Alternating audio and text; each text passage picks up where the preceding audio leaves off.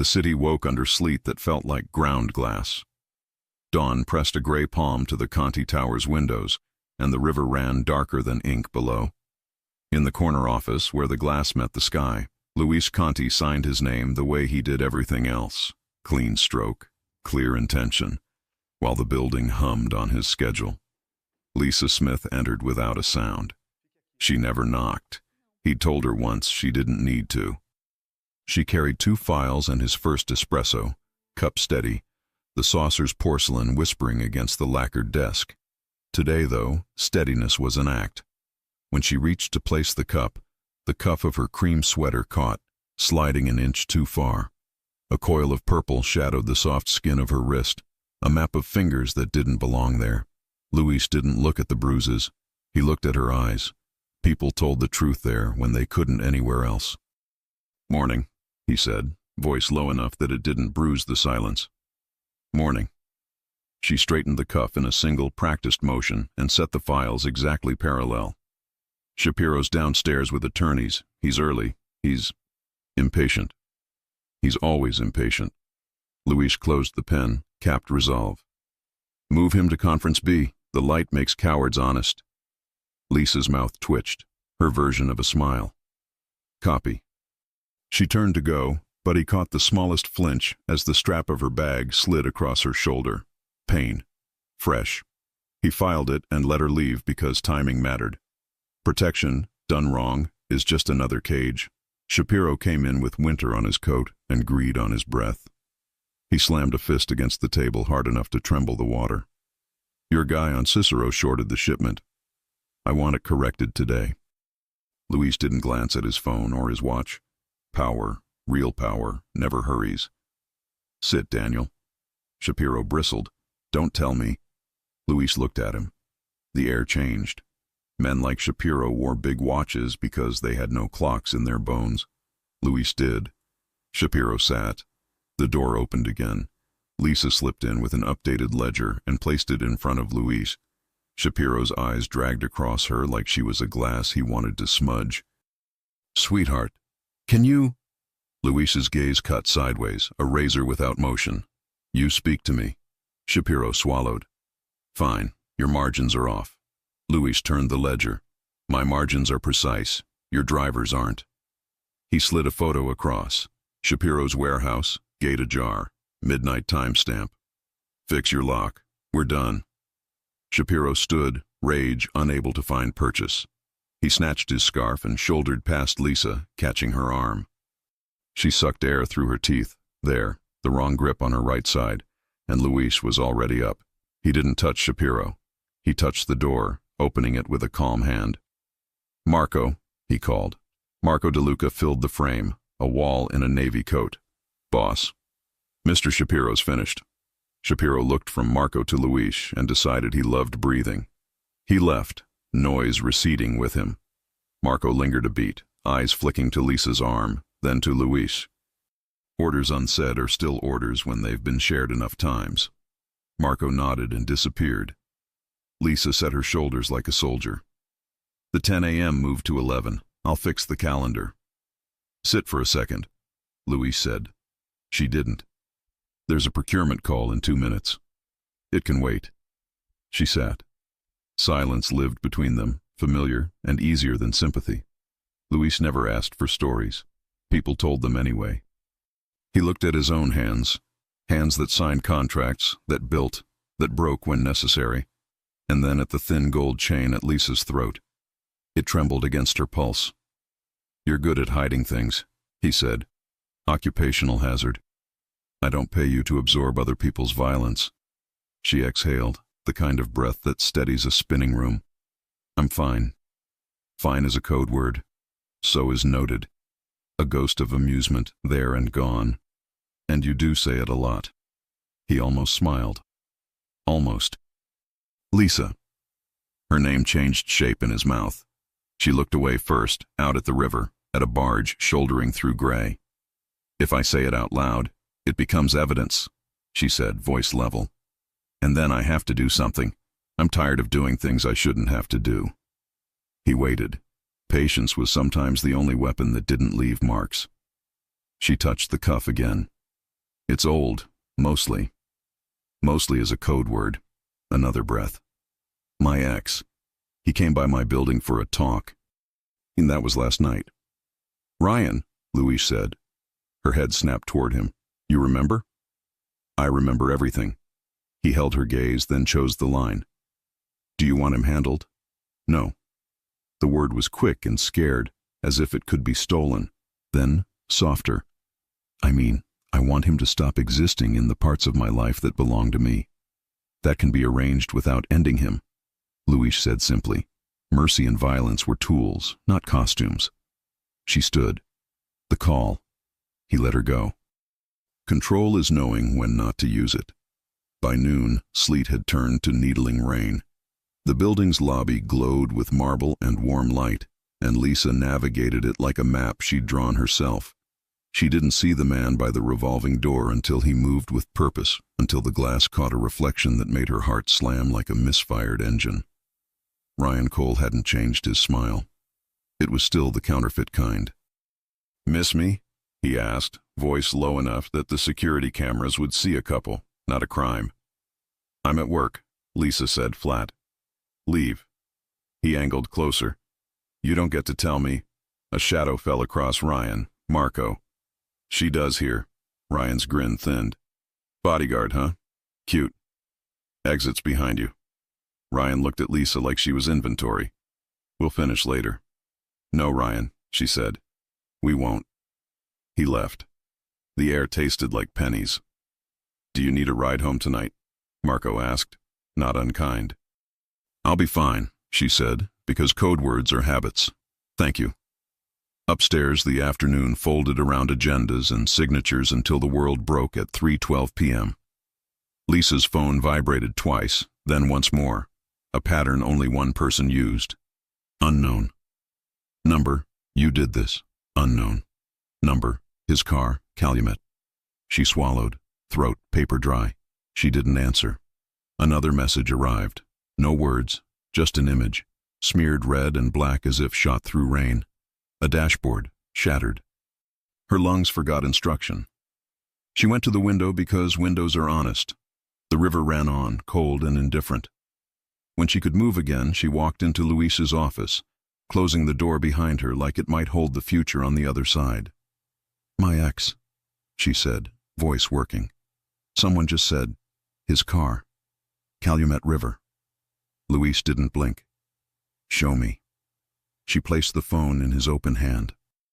He studied the pixels the way other men studied scripture, then handed it to Marco, who had appeared as if the room called him.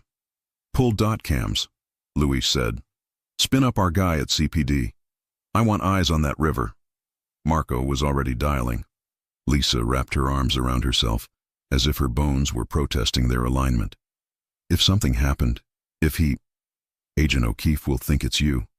She always does. And she'll think it's me, Lisa added, quieter. Because I left. Louise looked at her wrist, at the scarf of bruise hidden under knit.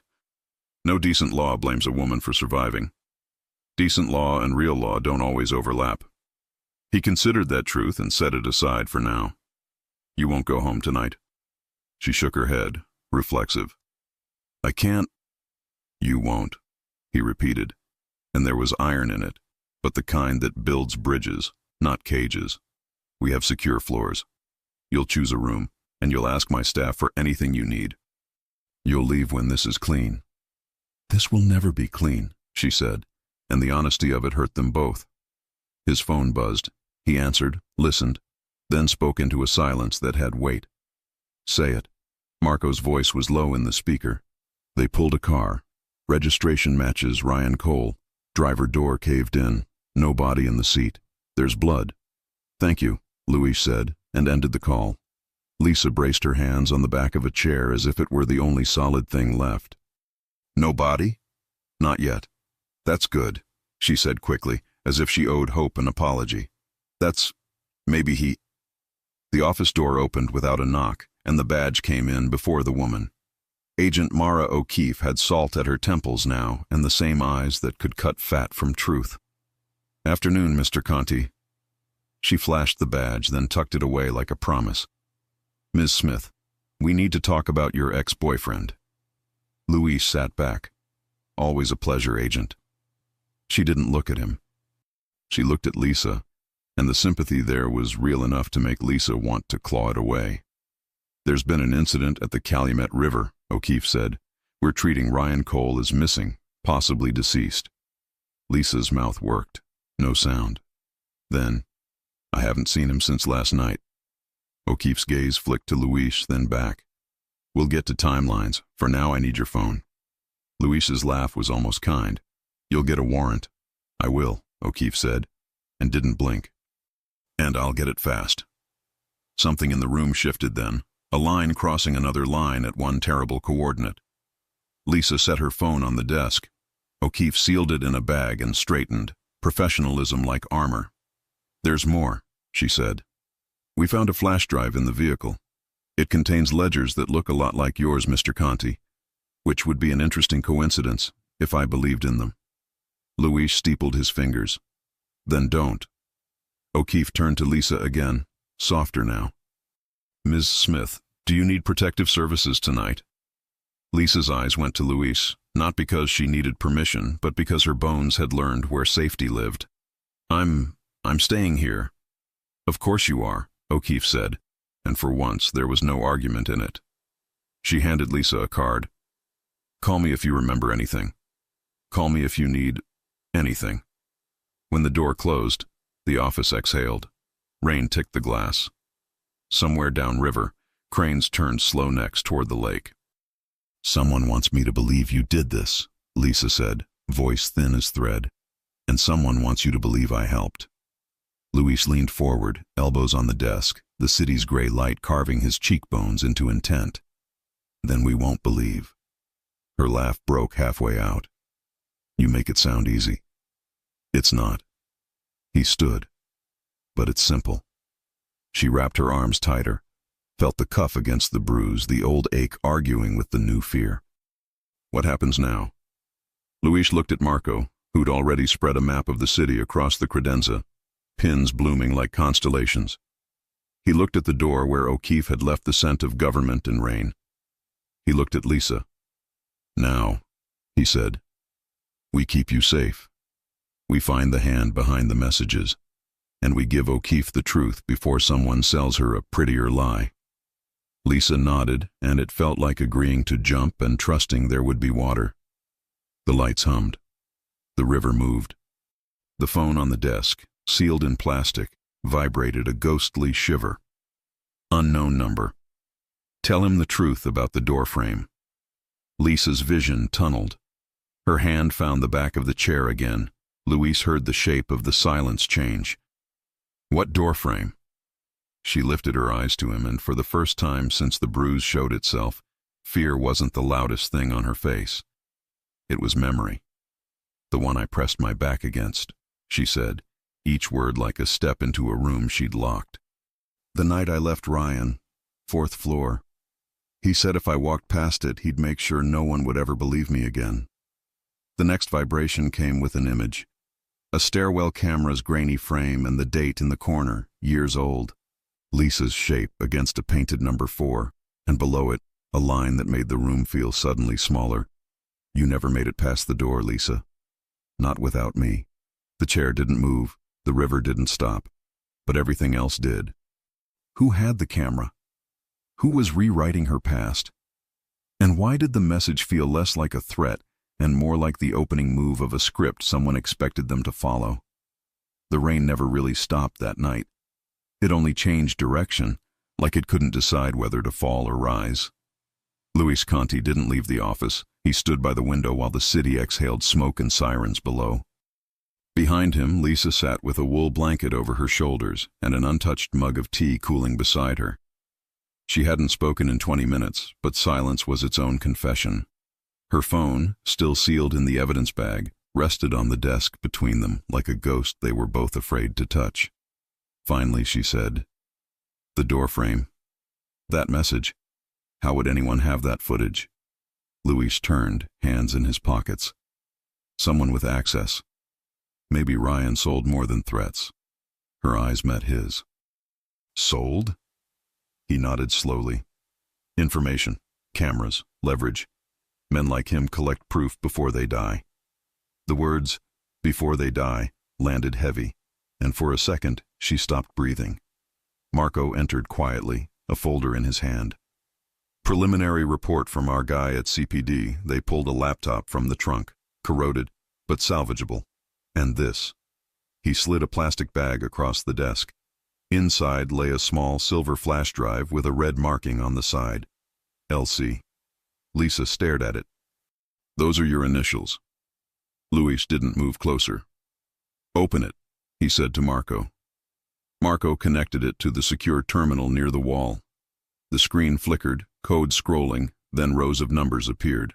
Columns, signatures, deposits. Bank ledgers, offshore accounts. Some marked Conti Holdings, others coded but familiar. Luis's jaw tightened. This is mine, but I never digitized these records. Then someone else did, Marco said. Looks like an inside job. Lisa stood. It's a setup. It has to be. Why else plant it in Ryan's car? Luis looked at her. To connect you to me. To both. The room felt smaller now. She walked to the window, watching the fog swallow the skyline. They're painting a story. The abused woman, the dangerous boss, the dead ex. It's perfect. Except it's false, Luis said.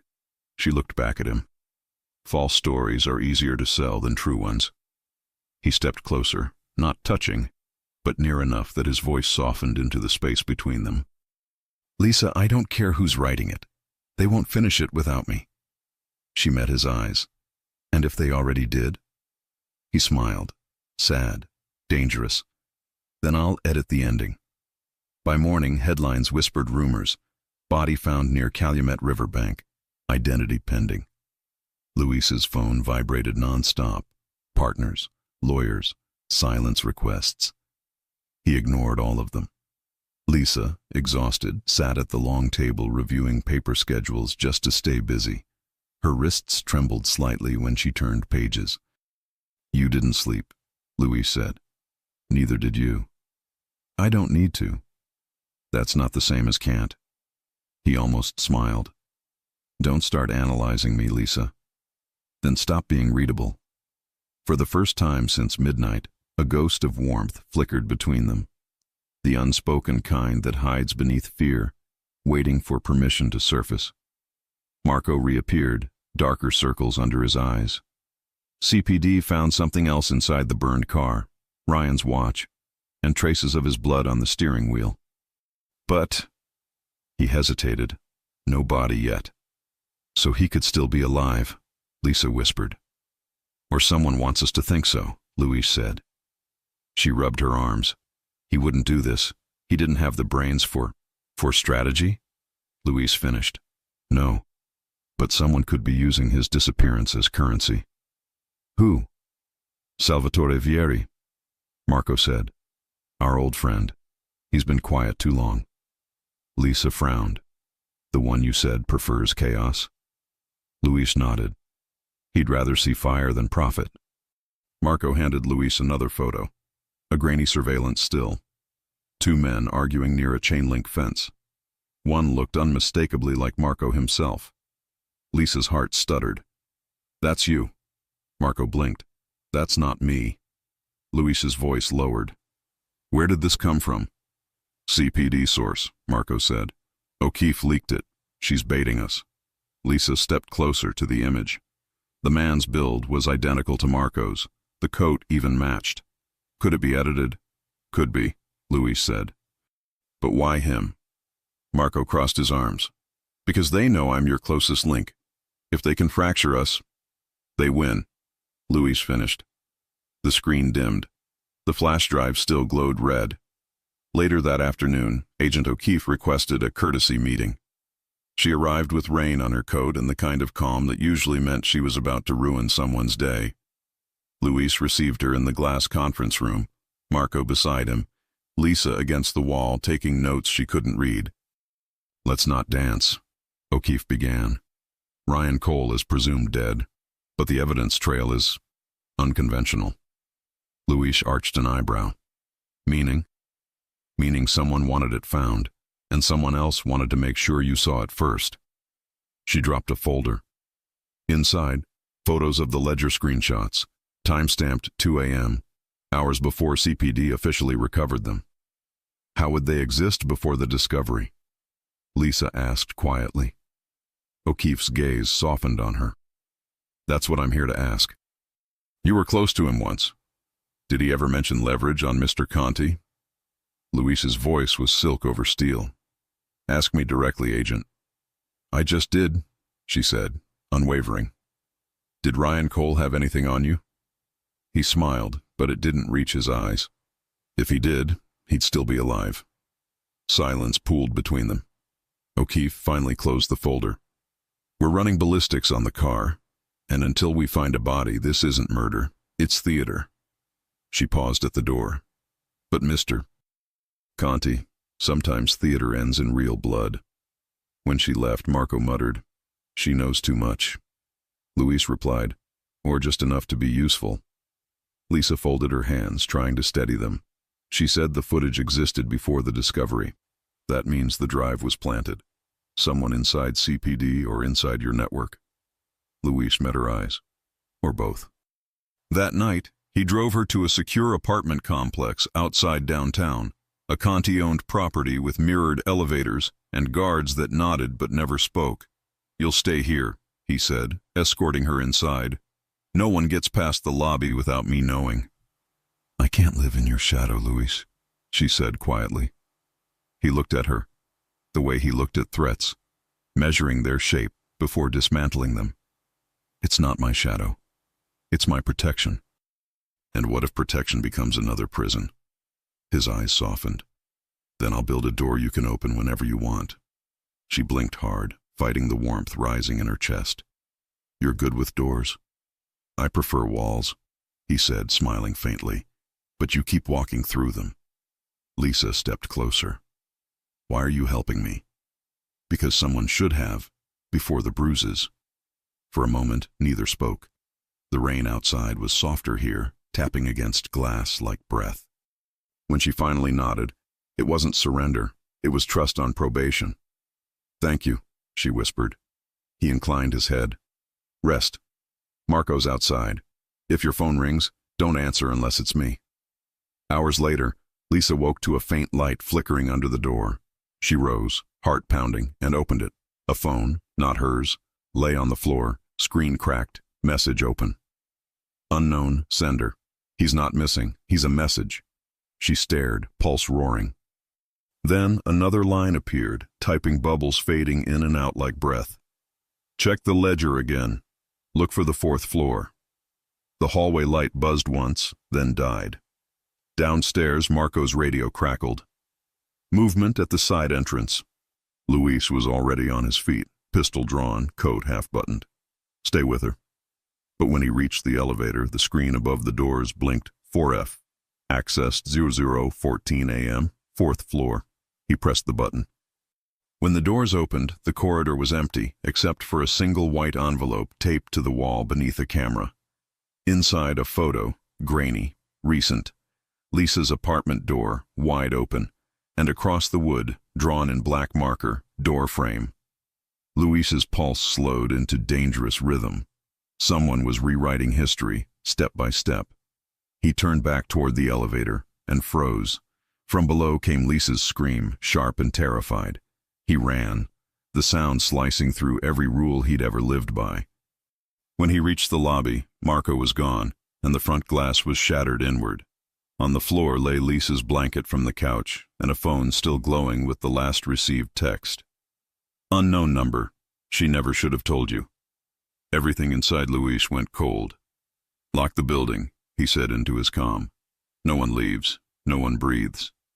He picked up the phone, scanning its reflection. For a split second, in the darkened glass, another reflection flickered behind him. A man's outline, tall, familiar. Then it was gone. The message remained. The city outside was silent, waiting. If Ryan was alive, he'd made his first move.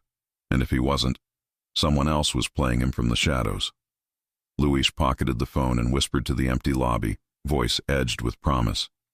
You took what's mine to protect. Now I'll take back the night." And somewhere in the storm, a door slammed shut, the sound of the past finally coming for all of them. The wind off the river cut like a blade. Sirens echoed somewhere far below, but up here, on the 14th floor of Conti Tower, everything was still. Luis Conti stood over a city that used to obey him. Now it taunted him with silence. Lisa Smith was gone. Her apartment security feed showed only 27 seconds of static and the faint outline of a gloved hand covering the lens. Whoever took her knew the blind spots. Whoever took her had help. Marco's men moved through the building like ghosts, checking every stairwell and corridor. Luis didn't move. His control, the thing that built empires, had turned into something sharper, colder. "Talk," he said. Marco stood across from him, hair soaked, chest rising like a man trying to breathe underwater. Two vehicles seen near the service dock, one black van, one white sedan. Plates switched. No witnesses. They knew what they were doing. Luis's fingers drummed once on the edge of the desk. "O'Keefe?" "Already called. She's mobilizing a search, but wants you to stay out of it." "She can want whatever she likes," Luis murmured. "She's not built to find people like me." Marco hesitated. "You think it's Vieri?" "I think," Luis said quietly, "someone just turned a missing X into bait." By dawn, Luis's office had become a war room. Blueprints, maps, digital grids. Marco stood by the screens, cycling through traffic feeds. Luis stared at a still image frozen on one of them. Lisa's last glimpse from the lobby camera. She was looking over her shoulder, her lips parted, like she'd heard something behind her. "You see that?" he asked. Marco leaned closer. "She's turning." She heard the elevator before the glass broke. The timing's off by 2 seconds. Luis rewound the footage, frame by frame, until something faint appeared, a reflection in the marble floor. A pair of black boots, familiar tread. He zoomed in. "Vieri's men," Marco confirmed. "That pattern, custom Italian. Only his guys wear those." Luis exhaled through his teeth. "He took her alive for a reason." Marco frowned. "Leverage or message," Luis said. "She's the only one who can't be replaced." 3 hours later, a call came through a private line no one should have known. Luis answered without words. A voice distorted through static. "You shouldn't have looked at the ledgers, Conti." "Where is she?" Luis said, calm as winter.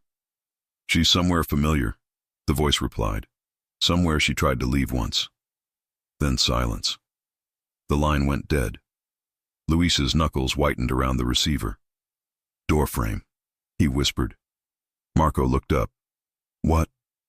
"The 4th floor. Her apartment years ago. That's where he hurt her. That's where she swore she'd never go back." Marco grabbed his coat. "You think they took her there?" "I think someone's recreating her nightmare," Luis said. "And I'm about to end it." Lisa woke to the smell of bleach and old dust. Her wrists weren't tied, but her freedom was an illusion. She was in a room she knew too well. The cheap wallpaper, the single hanging bulb, the doorframe marked with a dent where she once hid it trying to escape Ryan. Her breath came sharp. Why here? A shadow moved. Ryan Cole stepped out of the dark, alive. She stumbled backward, heart hammering. "You're alive?" His smile was wrong. "Surprised?" She shook her head slowly. "You were supposed to be dead? Missing? Convenient." He laughed, voice brittle. "Vieri helped me disappear. Said you'd come running back once the world thought I was gone. But then you found a new savior, didn't you?" "Luis had nothing to do with..." Ryan slammed a hand against the wall beside her face. "Don't lie to me. I saw the pictures. You in his office, late at night, whispering, laughing." Lisa's voice cracked. "He protected me from you." "That's what they all say," Ryan hissed. "But I can fix it. We start over, you and me, like before." "Before what?" she said softly. "Before you broke me?" For a moment his eyes flickered, remorse maybe, or rage, but then he smiled again. "You always were dramatic." A knock came from the other side of the door. A new voice, colder, Italian accent sliding like smoke.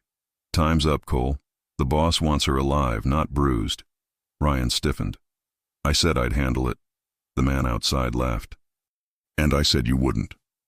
Lisa's heart seized. Vieri. At that same moment, Luis's car sliced through the morning traffic.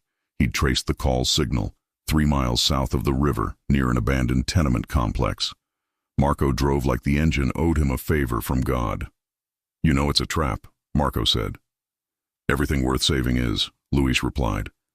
They stopped half a block away. Rain drizzled from the eaves, washing grime down broken bricks. Luis stepped out, black gloves on, pistol low at his side. The world slowed to that quiet hum that always came before violence. Inside, 2 guards waited by the stairwell. They didn't see him until it was already over. 2 silenced shots, 1 breath. He climbed. 3rd floor, 4th. The old door creaked. Lisa stood frozen as the door burst open. Ryan spun, shouting, but the man outside, Vieri's enforcer, fell first, chest blooming red. Luis filled the doorway like retribution made flesh. His eyes locked on Lisa, alive, trembling, defiant. Then on Ryan. "Step away from her," Luis said. Ryan laughed, hysteria trembling in his voice. "Oh, you came for her, huh? Mafia prince to the rescue." Luis didn't move. "Last warning." "She loves me," Ryan spat. "You're just her replacement sin." Lisa whispered, "Stop." But Ryan lunged. 1 motion, 1 shot. Ryan dropped, clutching his shoulder, screaming. Luis's gun never wavered. "Alive," he muttered. "I promised alive." Lisa stared at him, shaking. "Luis." He turned to her, lowering the weapon. "You're safe now." But she shook her head.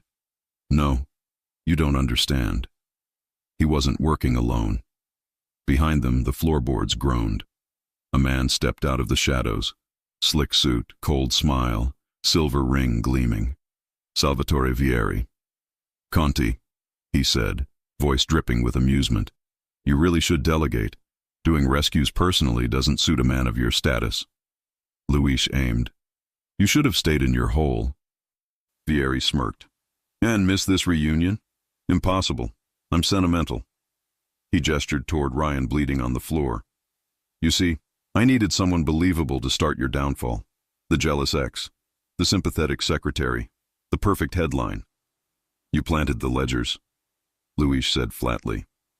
Vieri bowed slightly. "Of course, I even let O'Keefe have a few breadcrumbs. She's so predictable." Lisa clenched her fists. "You used me." "Not used, cara mia. Featured. You made the story real."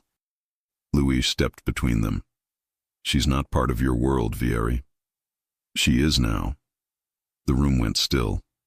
The 2 men faced each other, light and shadow, mirrored in everything but soul. Vieri's tone dropped to silk.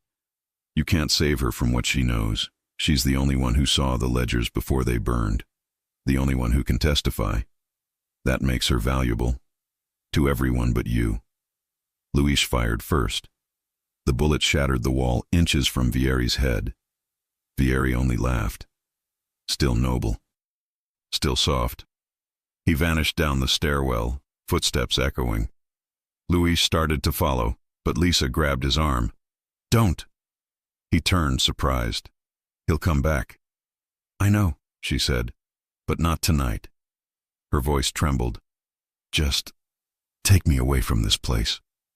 They left the building in silence. Marco arrived seconds later, covering their exit.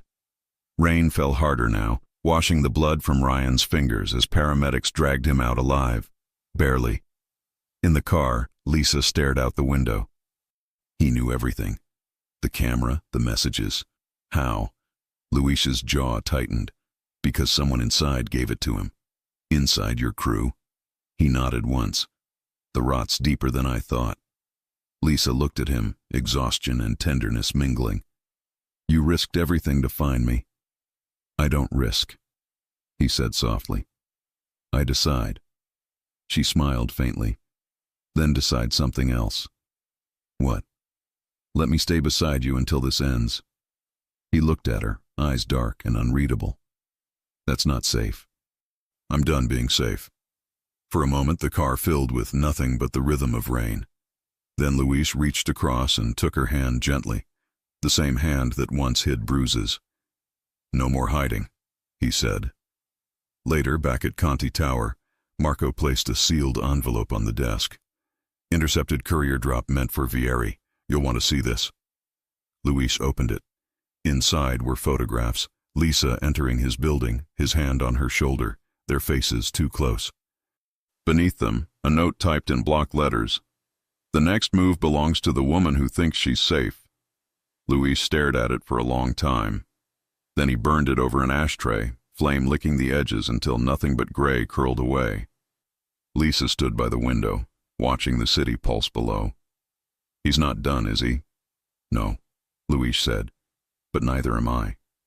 She turned to face him. What happens now?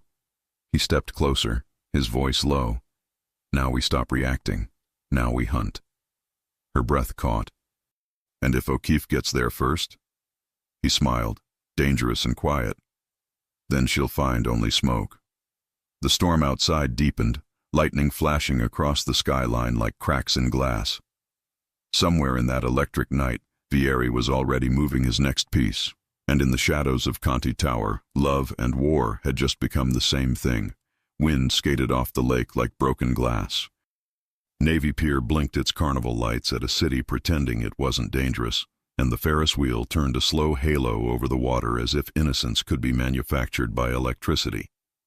Luis Conti stood just beyond the tourist glow, a silhouette with his back to the lake and his eyes to every angle. Marco posted 20 yards off, dark coat, darker mood, speaking into his sleeve in a voice that made men move without asking why. Lisa stood between them, hood up, breath fogging, gaze fixed on the horizon, where night erased the line between water and sky. This is a mistake, Marco said. If Vieri wants theater, you don't buy the front row. It's not Vieri's invitation I'm answering, Luis said. He lifted his chin toward the bench by the railing, where a black jacket lay folded with a precision that didn't belong to Ryan Cole. It's the story he thinks we'll believe. Lisa took a half-step closer to the bench. The jacket was Ryan's. She recognized the stitched R on the inside tag, the frayed cuff from a night he slammed it in a door. Beneath the jacket sat a cheap portable player, the kind convenience stores kept behind scratched plexiglass. Its little screen glowed blue. Play. Luis reached across her, pressed the button with a gloved thumb, and let the recording breathe into the cold. Ryan's voice filled the pier, thinner than memory, amplified by the white roar of the lake. He told me to disappear, Lisa. He said if I didn't, he'd put me in the water. He said, a wet swallow. He said you'd belong to him either way. Lisa closed her eyes. For one spare, terrible second, she was back in the stairwell with the painted four, the doorframe a border she didn't know how to cross. Luis didn't flinch. He lifted the player, thumbed the timestamp in the corner. This says 8:15 p.m. last Tuesday. You were at City Hall then, Lisa said. Budget hearing. I built the binder. You were on camera. She looked at the lake. So how? Splice, Marco said, stepping in. Pull the waveform. Luis did, thumb rolling the scrub wheel backward until the track burped a microscopic glitch. 2 frames of silence, an imperceptible cut to the untrained ear. Someone stitched a threat onto the back of a different night. Lisa exhaled. So it's not true. He never. Luis held her gaze. I don't make threats I can't keep. If I wanted Ryan gone, he'd be a rumor instead of a playlist. Wind sighed through the empty ferries. Somewhere behind them, a teenager laughed, the sound too brittle for joy. The player hiccuped again and coughed up a new clip. Footsteps. Then Ryan again, whisper thin, pleading to someone with a voice they couldn't hear. Luis paused, let the city's reflection crawl over the black water, then pressed play once more. You promised, Ryan said. You said if I gave you the ledgers, if I... The track snapped, then resumed mid-breath. Kill me and let her think it was him. Lisa's fingers dug crescent moons into her palms. She wanted to be sick. Not because she believed it, she didn't. but because she recognized the architecture of the lie.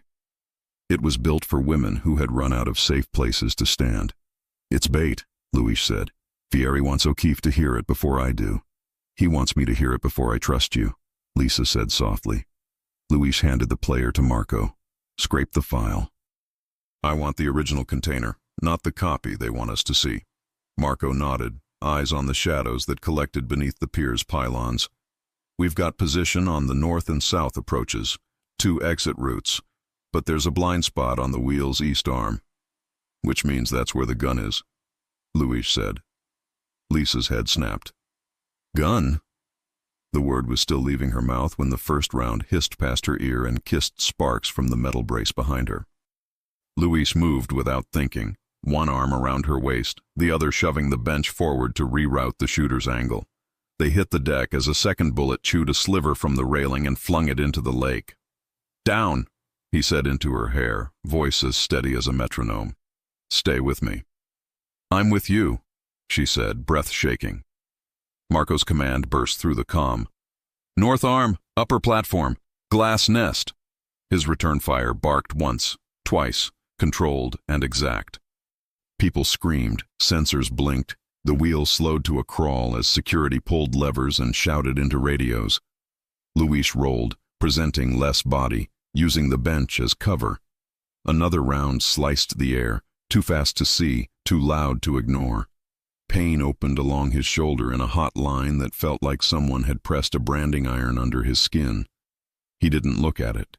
He pulled Lisa tighter, body a wall. "Luis," she breathed.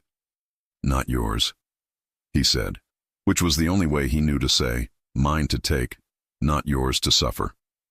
The shooter tried to walk a lead across the deck toward the sound of Marco's voice. Marco went silent, moved, came up somewhere else. The third round shattered the player, spraying glass like ice. "Thank you," Luis murmured to the ruin. "I hated your acting anyway." "On your left," Marco said. Luis popped, fired 3 quick shots, one to box, one to herd, one to make the gunman blink, and bought them a corridor of seconds. He dragged Lisa behind the kiosk, into the kiss of shadow where the wind couldn't see them. Blood ran warm down his sleeve, made his palm slick. He wiped it on the wood, useless gesture, and set his hand against Lisa's cheek to anchor her eyes on his. "Listen to me.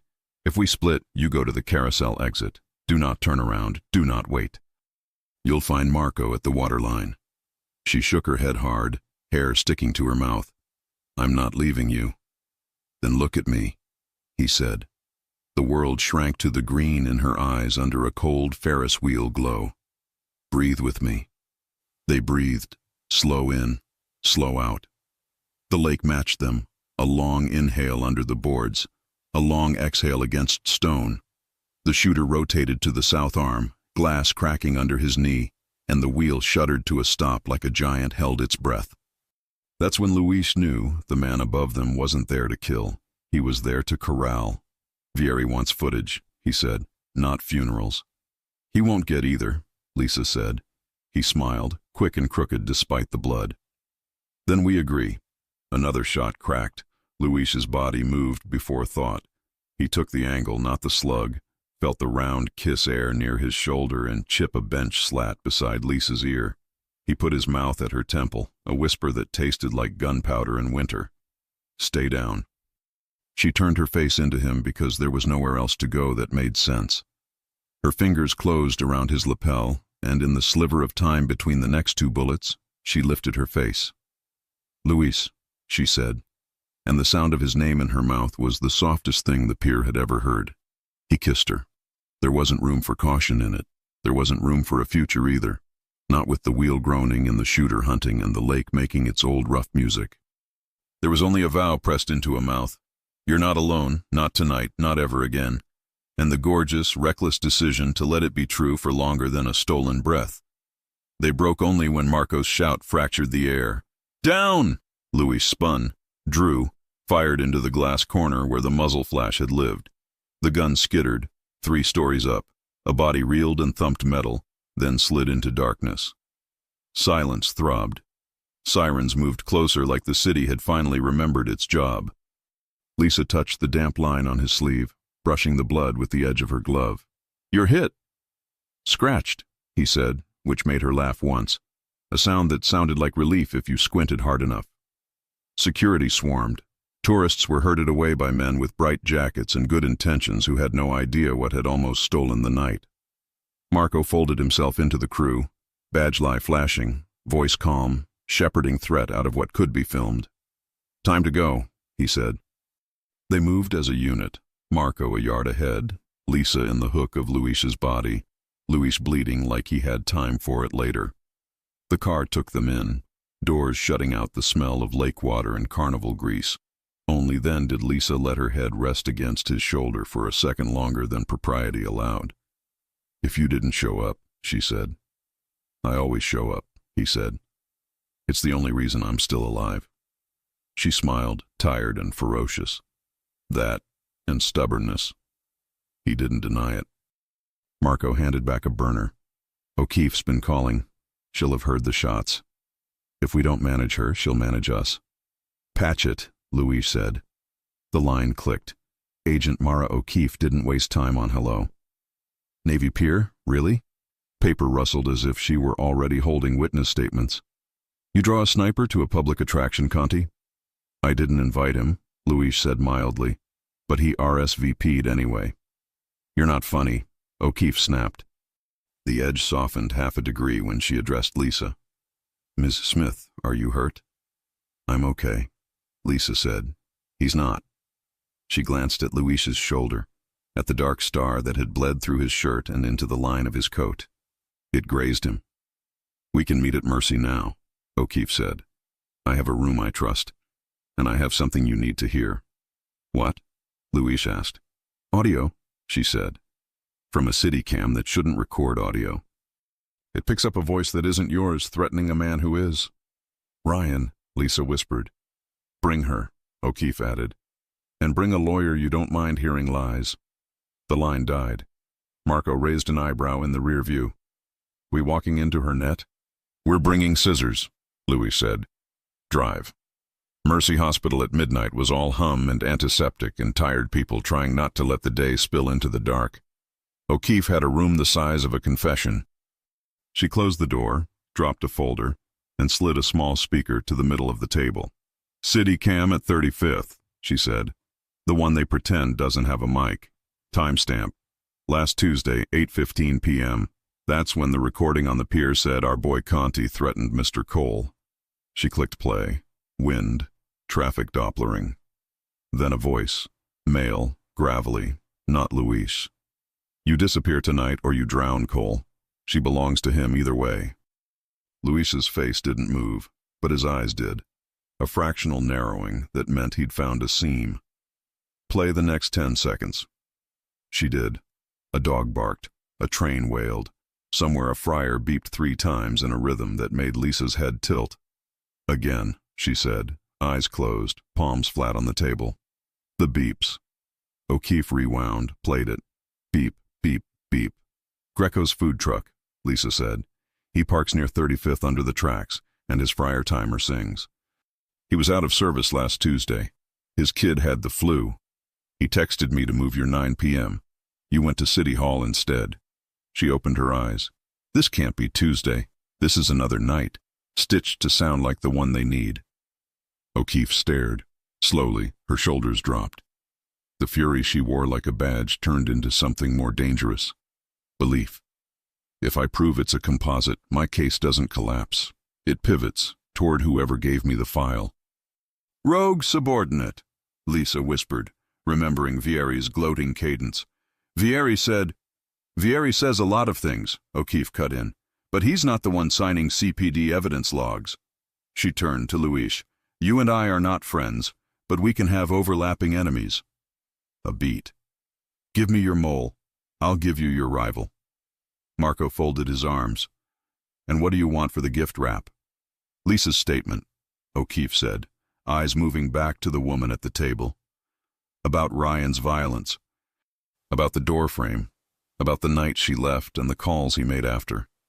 It paints him as a man who would sell any story if it bought him control."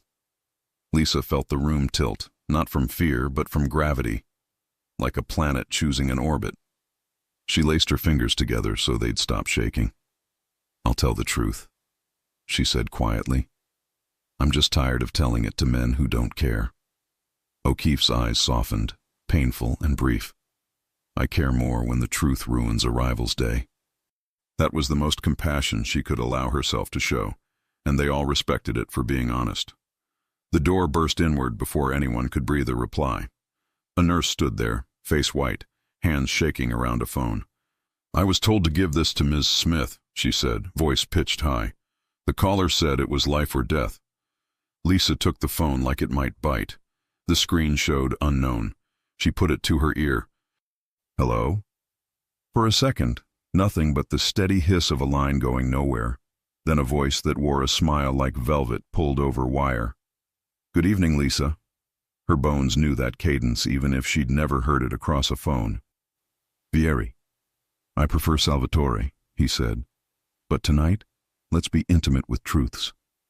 O'Keefe leaned in, ear almost touching the other side of the phone. Marco's hand hovered over his pistol. Luis didn't move at all. "You like games," Vieri continued, the lazy music of his accent sliding into her ear. "So, here's one you'll win if you choose correctly. There are 2 packages moving across my city as we speak. One holds the original ledger files that exonerate your devoted employer. The other holds a man who knows why Ryan Cole learned the word disappear." Lisa's throat worked. "What do you want me to trade?" "Only a promise," he purred. "Meet me alone. No Conti, no agents, no guns. I'll give you the truth, to use as you please. And I'll tell you who inside your pretty tower sold your doorframe to the highest bidder." Luis reached for the phone. Lisa flinched back, not away from him, but from the idea of losing this inch of control. She kept the device to her ear. "If I don't come, then the package with your absolution burns on the river," Vieri said, voice almost tender. "And the other package stops breathing." "Where?" "Somewhere you used to love before you learned to survive." She could hear his smile. "Be brave for once, doorframe girl. Choose your future." The line died. O'Keefe swore softly. Marco did it louder. Luis finally stood, the motion quiet as a gun being loaded. "No," he said. Lisa lifted her eyes. "You can't veto my life." "He's not calling you for a conversation," Luis said. "He's calling you for leverage." She took a breath and watched the way it feathered in the hospital's cold light. "Maybe I'm done being leveraged by everyone but me." O'Keefe spread her hands, palms up. "We can stage it. Wire, long lens, tracking units you don't even know I have. And he'll smell them before I leave the block," Lisa said. "He already found me in a secured building and on a pier with 1,000 cameras. He's writing this act either way." She turned to Luis, and there was old softness in her voice that didn't weaken it. "You told me you'd build a door I could open. Don't lock this one." Luis's jaw flexed once. He looked like a man arguing with his own blood. "You walk toward him, and I can't guarantee." "You can't guarantee anything even if I don't," she said, gentler. "That's the point." There was a long silence, filled with the beep of a heart monitor next door and the low thunder of a storm rolling off the lake. Finally, Luis nodded. It looked like surrender until you noticed the calculation behind his eyes. "If you're going," he said, "we choose the field." She exhaled, relief and terror braided so tight they were indistinguishable. "Where?" "Somewhere we can listen harder than he can talk," he said. He turned to O'Keefe. "You want your rogue? You'll get him, but you'll do it my way." O'Keefe's mouth twitched. "I hate your way." "You'll love the result," he said. "Then give me your plan," she replied. Luis looked down at his blood-dark sleeve, then back to the 2 people he trusted least and most in the city. He spoke low and fast, and the plan sounded like weather, inevitable, precise, and very hard to argue with. Lisa listened until the room's edges steadied and the future narrowed to a single choice that felt almost like freedom. When they finished, no one moved for a heartbeat. Then O'Keefe's phone vibrated. She glanced at the screen and swore again. "We have 20 minutes." "For what?" Marco asked. Vieri's package, she said, passing the phone to Luis. A drone feed from the river. Something's on fire. Luis watched the dark water bloom orange where a small boat burned like a confession. He didn't blink when it tipped, hissed, and went under. Ledger or man? Marco asked.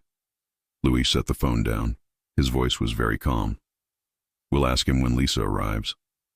Lisa stared at the door, at the space beyond it where the hospital ended and Vieri's invitation began. She squared her shoulders, standing taller than the bruise-colored days behind her. Tell me where, she said. Luis met her eyes. The old carousel by the Riverwalk, 10 minutes early, no weapons. And you? She asked. I'll be air, he said. You won't see me, but he will. She nodded once. The decision settled over her like a coat she chose to wear. She reached for Luis's hand. He let her have it. Whatever he offers, he said, holding her for 2 heartbeats longer than safe. Remember what you already have. She squeezed. I remember. They let go. Lisa turned to the door. The night waited like a stage with the curtain just beginning to rise, and somewhere out over the lake, a phone that belonged to a drowning man sank past the wreckage of a ledger that might never have been. The old carousel by the Riverwalk woke like a memory someone turned back on.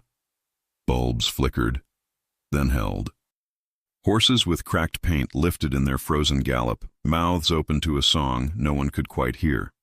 Wind coming off the water pressed a wet hand to Lisa Smith's cheeks and threaded cold fingers through her hair. 10 minutes early, like he asked. 10 minutes for her to change her mind. She didn't. No coat could hide the shiver in her bones, but her spine was a line. She stood under the cupped lights, palms empty, pockets empty, heart not empty at all. Somewhere beyond the glow, the city moved, traffic like a low tide, sirens far away. Closer in, nothing, which meant everything. A shadow detached from the trees. Salvatore Vieri walked into the light the way a man steps onto a stage he paid for, hands open, smile slight, ring flashing as if it were a signature. Cara, he said, thank you for believing in romance. No guns, no chaperones. I didn't say I came alone, Lisa replied, voice even. I said I came without them. His smile warmed. You were always going to be better than your story. Then stop writing it, she said. He touched the brass rail of a painted mare as if to steady it. One truth for one truth. That was the bargain. He tilted his head. Ask. Across the river, office windows flickered like constellations. In the darkness beyond the lights, air pooled and thinned. Lisa couldn't see Luis, but she knew where he'd be, where the wind was strongest, where he could listen better than any man could speak. She took a breath that tasted like old wood and rain. Ryan, she said, did you kill him? Vieri's smile sharpened. He is very hard to kill, your Ryan. Cowards often are. Alive then, she said. For now. Vieri nodded at the carousel's center post, at the beveled mirror that showed them both thinner, taller, like the glass expected more of them. He came to me first, weeks ago, offered a performance. Make me disappear, he said, so she runs to me again. Poor boy thought death would make him irresistible. Vieri's eyes glittered, almost kind. He sold me a ledger for his vanishing act. The flash drive, Lisa said, with Conti's books. Planted in his car like a valentine. Vieri shrugged. I arranged the scene, a burned shell, a smear of blood, a watch. I let your agent O'Keefe find what she was trained to find. She did not disappoint. Lisa fought the tilt of the ground. You used me. I used his idea. Vieri lifted a hand. And then your Ryan made a second mistake. He tried to sell a different ending to a federal ear that didn't belong to O'Keefe. Name, she said. Her voice didn't shake. Agent Daniel Harker, Vieri replied, savoring the syllables. The kind of man who believes the mirror more than the reflection. He took my doctored audio and blessed it with a seal. He will lose his badge by dawn if your cop queen is half the hunter I think she is. A beat.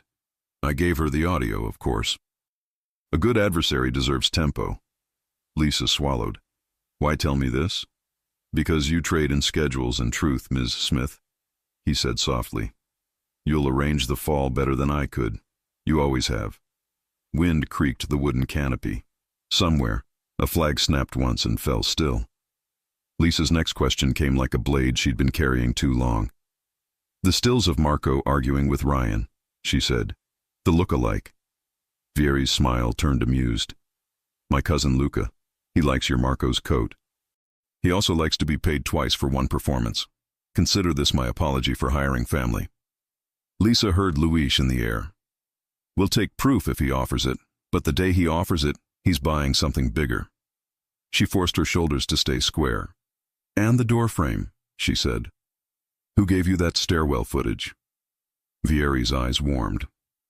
Ah, now we walk into your shadows. He leaned in, close enough that she could smell clove and smoke. There is a bookkeeper who loves numbers more than loyalty. He digitized your boss's old ledgers for his own protection and sold a copy to the highest bidder. A name rose in her throat like a bruise. Anthony Greco, she said. Bravo. Vieri touched his ring to the rail, a tiny click. He also kept a key to your building's back camera. He sold me your 4th floor the way a pawnbroker sells a wedding ring, without flinching. She had to close her eyes then, not because the wind was fierce, but because belief bent in her chest, and she needed it to break cleanly, or not at all. Greco, who'd brought her coffee when she stayed late, who'd printed her color copies when the main machine jammed. Greco, who knew where the paperclips lived and where the bodies might too. Where is he? She asked. Running toward a door he thinks will open, Vieri said. He doesn't know who is on the other side. Lisa opened her eyes. And Ryan? Where he's always been, Vieri said gently. Between a man who wants to own you and a man who wants to keep you. He tipped his head. You will choose the latter. I am simply accelerating the plot. She looked through him then, past him, to the shadow on the far ledge, where wind took shape and made itself a man. Luis wasn't visible. He was present anyway. What do you want, Vieri? She asked. No poetry. For Conti to bleed, he said, shrugging. Not to die. Men like him are more useful alive, and for you to say my name when you tell this story to your children. He smiled. Habit and hunger. I will be the villain who made you brave. Luis made me brave, she said. Something like affection twitched across Vieri's face. Then at least we agree on the ending. A faint vibration at the edge of her awareness tugged her attention, the smallest pressure against the inner curve of her left ear. Not a sound, but a presence. A reminder of air. With you, the silence said. With you, with you. Last truth, Vieri murmured. Then your turn. She nodded. He reached into his coat slowly, theatrically, and placed a small black key on the carousel's brass ledge. Cold, heavy, with a strip of tape labeled in block letters, River, Unit B. The incomplete tower on the riverfront, he said. Second service elevator. This key stops the brake for 60 seconds, long enough for a man to fall if he is clumsy, or to rise if he is not. Lisa stared at the key. Why give me that? Because Ryan is going there now, Vieri said. With a friend you will recognize. His smile thinned. Harker is driving. Lisa felt the floor tilt again. The rogue agent is escorting him. Nothing is safer than a wolf in a uniform, Vieri said. Consider this my proof of good faith. Nothing you do is good, she said. He bowed the tiniest degree. Now your truth, and make it pretty. She thought of everything she could say, every way to spin grief and want into something that would not be used against her. She chose simple instead. I don't belong to anyone, Lisa said. Vieri's eyes lit briefly, like a man who had just witnessed a rare animal step into the open. At last, he murmured. There you are. A new sound came then, a low hum threaded with static, almost lost under the river and the bulbs in the wind. Vieri's gaze flicked to the edge of the trees. The distant boughs moved wrong. He inhaled slow. Air, he said softly. Hello, Conti. Lisa didn't turn. She didn't need to. The knowledge of Luis was a weight at her back, a pressure in the shape of safety. She kept her eyes on Vieri. "You think I'm walking away," he said. "I am, but not because you frightened me." His smile returned, weary and delighted. "Because I delivered Act Two." He stepped backward, shadow tucking him away, and vanished. For 3 heartbeats, nothing moved but the horses on their poles, rising to nowhere. Then a man peeled out of the trees, not Vieri's height, not his grace. CPD jacket, baseball cap, scarf. Marco's voice licked her ear in that almost sound. "Not ours." The man lifted a phone, showed Lisa a screen, live video. A dark elevator, a red bee glowing. A man in the corner, wiry, injured, looked up at the lens with eyes she had once mapped like weather. "Lisa," Ryan said, tinny through a speaker. "You there?" He lifted his other hand. The camera caught the glint of a gun. Agent Daniel Harker stepped into frame behind him, badge at his belt, jaw set in that particular way men get when they expect to be obeyed by virtue of their posture. "Come say goodbye to the boss," Harker said to whoever held the camera and whoever watched. The feed jerked as if the phone had been grabbed. It blurred into the shape of a corridor, then into night, then into nothing. The man with the CPD jacket lowered the phone and smiled too much. "Your chariot," he said to Lisa, and swung an arm toward a sedan idling at the curb, engine ticking. "Don't," Marco's almost voice breathed. "We have his plate." Lisa didn't move. She looked at the sedan as if looking could slow it, then past it, into the dark where she knew Luis had become the shape of wind. "Thank you," she said to the fake cop, "for the invitation." "Get in the car," he said, still smiling, "or he throws someone off the tower to fetch you." "Someone who?" she asked. He hesitated. It was so small a hitch that another woman might have missed it. Lisa didn't. She took a step, not toward the car, but toward the carousel's edge where the little black key lay like a dare. "My boss," the man said finally, "said to bring you whole." The word boss stretched on his tongue like gum. It didn't sound like Vieri. It didn't sound like Luis. It sounded like someone who hadn't decided yet what he wanted to be when he grew into his cruelty. Lisa lifted the key. It was heavy enough to be a promise. The man's smile faltered. Now. Air tightened beside her. The pressure of a hand that wasn't there, guiding, warning. Lisa spoke aloud, not to the man, not to the wind, but to herself. "No more door frames," she said. And then she did the thing no one expected. She walked around the sedan, not to its passenger side, but to the driver's window, and tapped the glass the way Luis tapped at men who believed themselves inevitable. The man flinched. The tiny movement yanked the smallest thread in the night's sweater. O'Keefe's sedan rolled from the opposite curb without siren or apology. 2 unmarked vehicles stitched themselves between streetlights. The CPD jacket's smile broke, showing too many teeth and too little plan. "Hands!" a voice commanded from everywhere. "Now!" The man ran. He made it 3 steps before the air moved. Luis wasn't a shadow then. He was a decision. He took the man's momentum, redirected it to ground, and pressed a knee into the place that makes liars remember their names. The gun clattered, spun, stopped with its mouth at the base of the painted horse Lisa had been standing beside. Agent O'Keefe was out of her car and hauling the man upright before his breath refound him. "Badge number," she said to the empty patch of jacket. "And then your lawyer's name." His mouth worked. "You can't." "I can," she said, so calm it could cut. "And I will." Luis's eyes found Lisa. They stayed there for half a second longer than allowed, as if he were checking the edges of her for cracks. "You shouldn't have stepped that close," he said. "You shouldn't have bled at the pier," she said. They looked at each other until the night remembered to breathe. O'Keefe snapped cuffs. Marco melted back into a darker line of dark. "Talk fast," O'Keefe told the man. "Where's Harker?" "I don't—" "He's at the tower," the man blurted. Fear peeled the varnish off his bravado. "He said the elevator needs a key, Unit B. He told me to—" The rest tripped over his tongue. "He said to tell the girl she had to come alone." O'Keefe's eyes sliced to the black key shining in Lisa's hand. "You're not going alone." Of course she isn't, Luis said. Lisa looked down at the key. The tape label was already fraying at the corner. She pressed it flat with her thumb. Vieri gave me this so I'd go, she said. Vieri gave you this because he wants a camera, Luis said. He'll have one, ours. O'Keefe's radio muttered 3 words that rearranged the air. Unit B, movement. The dispatcher's voice steadied. Unfinished tower, east service shaft.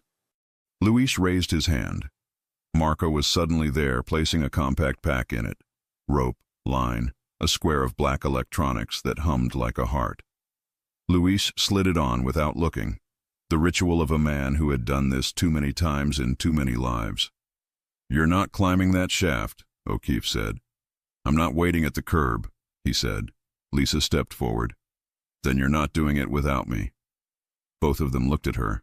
The space between their stares was a bridge. Lisa, O'Keefe began. We can handle. You can arrest, Lisa said gently. You can't stop him from calling me a liar if I'm not there to tell the truth while he's still breathing. Luis's jaw worked once, a private argument. Then, you stay behind me. It's a small behind, she said, the ghost of a smile finding them both. But yes. O'Keefe exhaled like a woman who had to trust 2 people she would rather indict. Fine. But my people set the perimeter. Harker is mine. Greco is mine, Luis said, thinking past the tower, toward a bookkeeper running for a door that wouldn't save him. Then let's make them both wish for worse, O'Keefe said, and flicked her fingers at the world. The world moved. They went to the cars with a speed that wasn't panic. Blue washed the underside of the clouds. The river's skin shivered as if the city had a fever. Luis opened the passenger door and didn't ask. Lisa got in without pretending to hesitate. The key lay warm in her palm. She closed her fist around it. Whatever happens, he said as the engine took them, remember this is not your fault. Not his violence, not their lies, not the door frame. She turned her face toward him, letting the streetlight lace his cheekbones in gold and shadow. Then let me choose the last door. His mouth softened. We choose it together. The unfinished tower rose ahead, concrete ribs, glassless sockets, a thing half-built and therefore honest about its dangers. Wind moaned in its throat. A construction banner snapped, name of a company that would deny everything in the morning. O'Keefe's voice bled through the calm. Positions, stairwells, a perimeter like a net that might hold if the fish agreed to be held. Marco cracked the magazine on a short carbine, checked, reseated. Luis flexed his hand once, twice, as if reminding it how to keep. Lisa opened her palm. The key winked back. River, Unit B. Ready? Luis asked. She looked at the tower, at the gap where the sky lived inside it, at the elevator shaft that would feel like a throat. She thought of the pier, of his mouth at her temple, of how the kiss wasn't caution and wasn't future, and was still, somehow, both. Ready, she said. The car rolled to a stop. Wind slashed, tasted like old plans. O'Keefe's people ghosted into the sight, black on rain. Somewhere above them, a phone vibrated in a pocket that had never once held a prayer. They stepped out together. Far up the skeleton of floors, a light moved, quick, uneven, like a man arguing with his own courage. Another light moved behind it, steady, like a man who believed in his badge the way some men believe in mirrors. Ryan was alive. Harker was with him. And the key in Lisa's hand would decide whether the elevator rose or failed. She closed her fingers around the metal, felt its teeth bite her skin, and let the night hear the line she thought she'd never get to say and mean. No more door frames. Luis's hand brushed hers as they crossed the threshold into the tower's dark. And high above, something heavy slid into place with the finality of a choice. The unfinished tower crouched over the river like a secret it wanted to keep. Rain poured sideways, stinging against steel beams, dripping through empty windows into the concrete belly below. Lisa Smith gripped the rail of the service elevator, the small black key slick in her palm, her heart hammering faster than the wind. Luis Conti stood beside her, black coat unbuttoned, his shoulder still bandaged from the pier. He looked up through the cage of metal, counting floors with his eyes. Unit B, he murmured. 2 levels below the roof. The brake override lasts 60 seconds, Lisa said, her voice trembling only from cold. After that, then we don't need 61, Luis finished. Above them, faint but real, a shout cut through the storm. Ryan Cole, and another voice, steady, commanding, colder than rain. Agent Daniel Harker. Luis pressed the call button. The elevator groaned to life, cables whining. Lisa slid the key into its slot, turned it until a green light blinked. The platform jerked upward, rising through the tower's ribs. Below, flashlights glimmered, O'Keefe's team sweeping each floor. Lisa tightened her hand around the rail. He's up there, Ryan and Harker. Harker's the kind of man who forgets which side of the badge he stands on, Luis said. Vieri just gave him a map. And Greco? He's coming, Luis said, running from one master into another. The elevator reached the 12th floor, the storm loud now. Luis stepped off first, gun low, body moving with the precision of someone who never stopped calculating. Lisa followed. Wind tore at her hair, wet strands clinging to her face. Ahead, light spilled from an unfinished office, one of the only rooms with power. Ryan was inside. He looked smaller than memory, drenched, shaking, wild-eyed. Harker stood near him, gun drawn, pointing not at Ryan, but at the doorway. "Stay right there," Harker barked. "Both of you." Luis didn't move. "Drop it, Agent." "You don't give orders in my city," Harker snapped. "You built the rot. I just took the payment." Lisa stepped forward before Luis could stop her. "You planted the ledgers. You fed O'Keefe false proof. You wanted Luis blamed." Harker smiled, a thin, tired thing. Someone had to balance the scales. "You think men like him fall without help?" Ryan turned on him, desperation cracking through. "You promised I'd walk free. You were supposed to vanish quietly," Harker snarled. "But you talk too much." Lisa's breath caught. "You lied to everyone." Harker's finger tightened on the trigger. Then Luis moved. It wasn't a rush, it was geometry. A step, a pivot, a hand knocking Harker's wrist offline. The shot cracked into the concrete wall. Ryan screamed, dropping to the floor. Lisa dove for cover, heart pounding. Luis wrenched the gun away, the 2 men colliding against the unfinished wall, fists meeting skin, breath, rage. Harker swung hard. Luis blocked, countered with precision, drove him backward into the exposed beam. The gun skittered across the floor, stopping near Ryan's hand. Ryan's eyes darted between them, between the man who'd hit him once out of love and the man who'd used him out of greed. He picked up the gun. "Stop!" Lisa cried. Ryan's voice shook. "He ruined everything. All of it." "Ryan, please," she said softly, stepping closer. "You don't have to." "I have to," he screamed. "You never looked at me the way you looked at him." Lightning flared, washing the room in white. Luis froze, blood running down his temple. Lisa's throat closed. She saw Ryan's finger press. A single shot split the air, but it wasn't Ryan's. Marco stood in the doorway, gun still raised, smoke curling from the barrel. Ryan dropped, the weapon slipping from his hand, shock on his face. Luis caught him before he hit the floor. "You were given choices," he said quietly. "You kept picking the same door." Ryan's lips moved once, a word that could have been sorry or save me. Then he went still. Lisa knelt, shaking.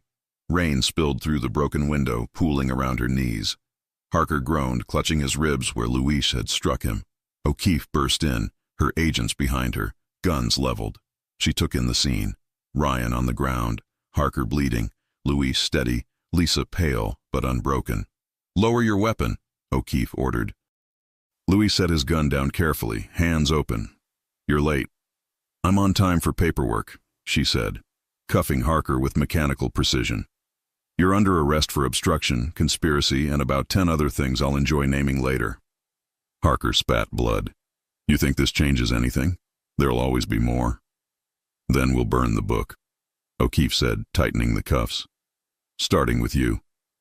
When the sirens faded and the bodies were gone, Dawn broke weak and colorless over the city. The tower's skeleton gleamed wet in the new light. Luis stood near the railing, looking down at the river that had carried too many secrets. Lisa joined him, wrapped in Marco's coat. Her hair clung damply to her neck, eyes rimmed red but bright. "It's over," she said softly. He looked at her. "For now, until someone writes a new ledger." She smiled faintly. "Then we make sure they don't." From her pocket she pulled a waterproof envelope, the last piece of the flash drive's copy O'Keefe had returned. Inside, numbers, names, accounts. Proof of everything Harker had sold. Lisa opened the lighter Luis handed her. Flame caught, bright and hungry. Together they watched the plastic curl, the ink dissolve, the ledger burn. "Justice," she whispered. "Freedom," he said. The ashes drifted over the river like black snow. They left the tower hand in hand. Marco drove them back to the Conti estate in silence, the car's heater humming. O'Keefe followed behind, one cruiser length away, watching but not interfering. By afternoon the sky cleared. Sunlight spilled through the office windows, gold and calm. Luis leaned against his desk, unbuttoned shirt revealing a line of clean bandage. Lisa stood opposite him, arms folded, studying him like a puzzle she finally understood. "You kept your promise," she said. "Which one?" "You said you'd build a door I could open." He smiled, slow. "And did you?" "I did." Her eyes softened. "And I found you on the other side." He took a step closer, stopping inches away. "What do you want now, Lisa Smith?" She tilted her head, pretending to think. "A normal job. Less blood, maybe shorter hours." He laughed quietly, the first real laugh she'd ever heard from him. "That's not who you are." "No," she agreed. "But maybe it's who I get to be, with you." He reached up, brushing a strand of hair from her face. His touch was careful, reverent, the opposite of the violence she'd survived. "No more bruises," he said. "Only reminders," she replied, covering his hand with hers, "of what it took to heal." He leaned in. She met him halfway. The kiss wasn't desperate this time. It was deliberate. Two people choosing light after so much shadow. That night, the Conti Tower glowed again, but softer, warmer. The city below still hummed with secrets, but for once, none belonged to them. In his study, Luis poured 2 glasses of wine. Lisa watched the skyline reflect off the river, thinking of everything that had burned and everything that had survived. "Luis," she said, voice quiet, "do you believe people like us can really start over?" He handed her the glass. "We don't start over," he said. "We start honest." She smiled, lifting her glass. "To honesty, then." He touched his to hers, the faint chime cutting through the hum of the city. "To freedom," he said. And for the first time, both of them meant it. Outside, the last page of the story turned itself over, the city lights flickering like embers, and the ledger of old sins at long last turned to ash. If you enjoy stories like this, take a moment to subscribe to the channel. That's how I'll know you truly liked it. Even if you're watching on your TV, grab a second to join this family of fans who love emotional and heartfelt stories. Your support means everything, and it helps us bring you even more tales like this one.